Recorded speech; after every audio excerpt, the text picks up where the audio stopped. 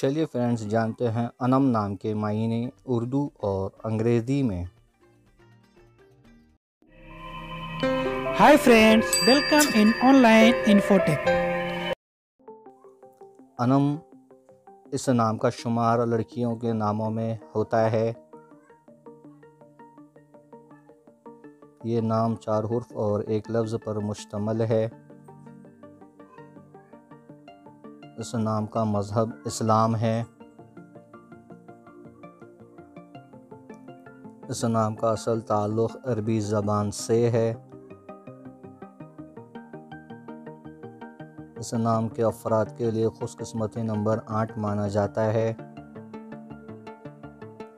इस नाम के मायने हैं उर्दू में अल्लाह की रहमत। English meaning is the mercy of Allah.